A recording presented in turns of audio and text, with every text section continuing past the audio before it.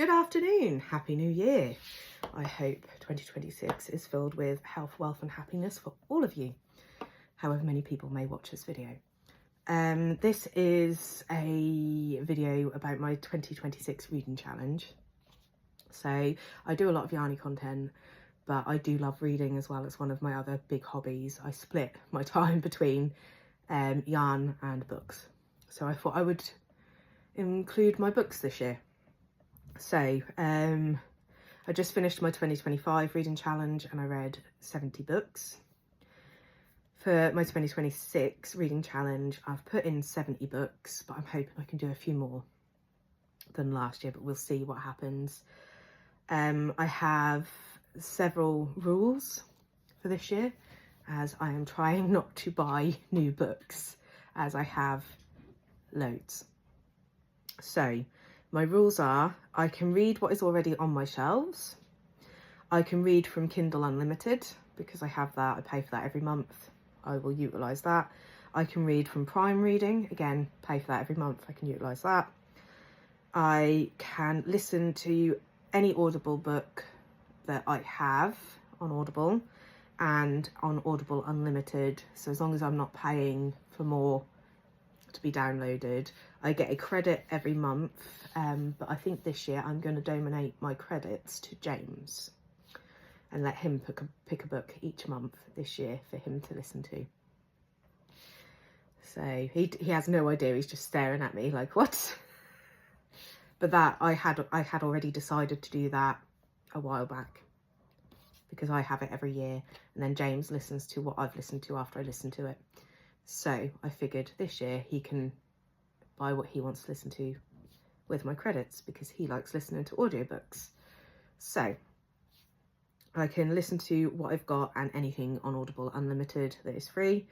I can read gifted books. So if I am bought books for my birthday, for our anniversary, for Christmas, whatever, I can read them. As long as I'm not buying them or haven't asked anyone to buy them for me, I can read them. And those are my parameters. Oh, and I can read library books. I go to the library regularly. I read library books anyway. I like getting books from the library. I like utilising the library, and my children love the children's section in the library. So we do go regularly, and they have lots of groups on, and obviously I can't go in the library and not get some books.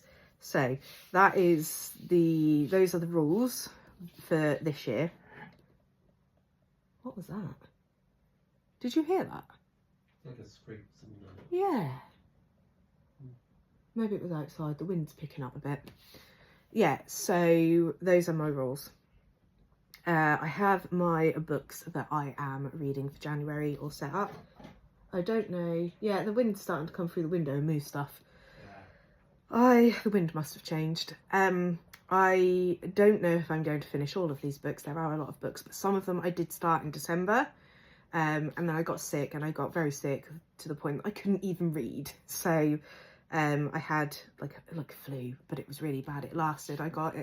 It started sort of on the 2nd of December, and I only really felt better to, was it 27th, 28th of December? Okay. When I started feeling better. 27th, 28th. Yeah, 27th, 28th.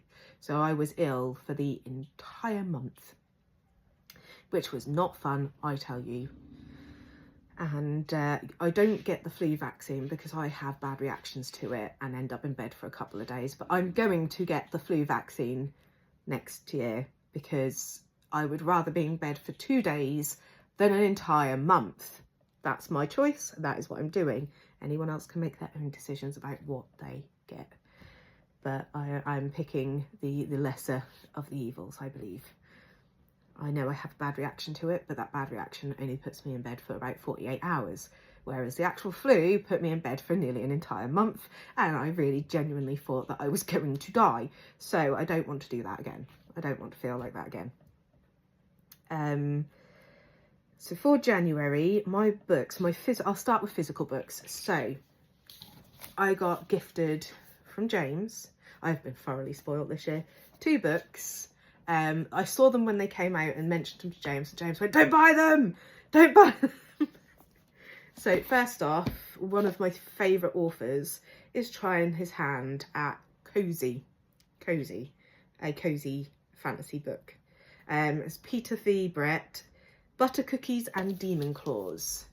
Now, I love Peter Brett's books.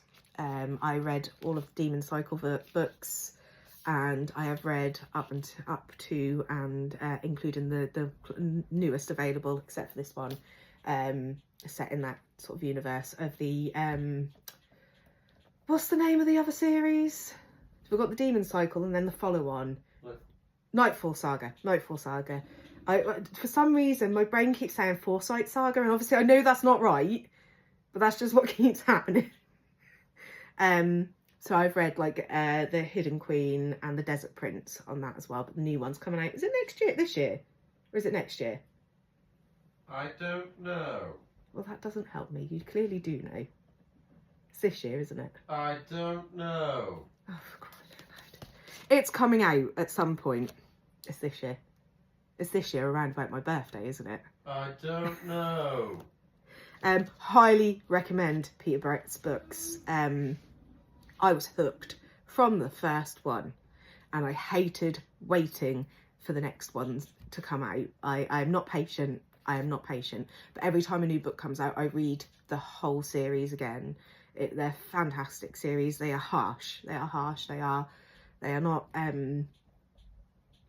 they're not cozy fantasy. They're not like, I don't want to say they're not pleasant, but they're not pleasant. But they are fantastic books. They are really good. Absolutely love them. Can't recommend them enough. So I'm looking forward to reading this little novella. It's only a small book. I'll probably read it in a day. And it's like a cozy fantasy murder mystery thing. So I'm looking forward to that.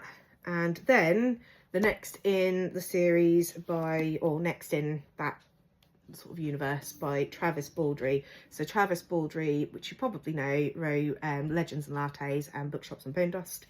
And this is the next one, Brigands and Breadknives. These are cozy. They're lovely. Absolutely pleasant, lovely little read. And I loved the other two, could not put them down. So I'm really looking forward to reading this. And James very kindly bought me this for Christmas. So those are my two physical books that I own, that I'm reading this month. I have library books, okay? Let me just fold in this library receipt. So I have an Edwardian Housewife's Companion, a guide for the perfect home. I love history. However, I'm a really poor student because I only like what I like. So trying to learn about the bits that don't interest me, I find incredibly difficult to concentrate or focus or retain the information from that. But I do love sort of social history and like day-to-day lives and things of what people like. And I recently watched Edwardian Farm, and then I saw this book and was like, right, I am going to read. I want to read this book. It's very good, very interesting. I love it. I absolutely love it. So I am reading this at the minute. I'm only doing sort of like a chapter a day of that. And then I've got another history book. This one's called Warrior.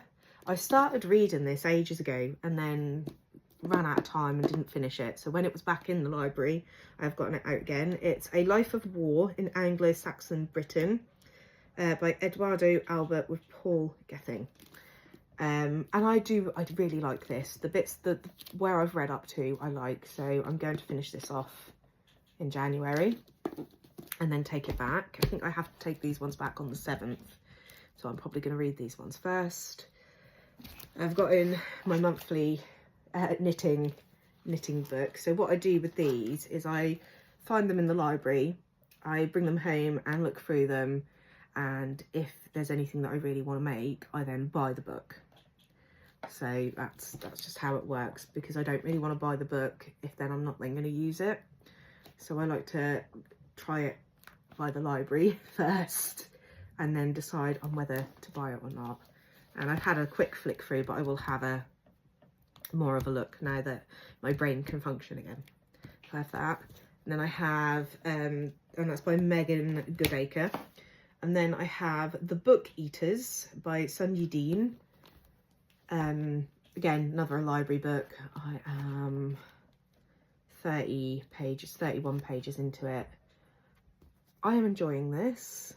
It's good. It's good so far. But I'm only 31 pages in, so they're still sort of building up the picture, really. And then I've got I saw a reel on Facebook, and she made, or the person, I don't know if it's she or he, they made a dragon bookmark. So I was like, I just want to try it. This is not out of cardboard, it's out of paper. It's not great. I'm not an artist, but I love it. I love it. So I'm going to make one out of cardboard now that I know I can do it. So this is called 10,000 Stitches by Olivia Atwater. And this was on like the little display case as you're leaving the library. And I saw it and was like, I want it. So I've got that one.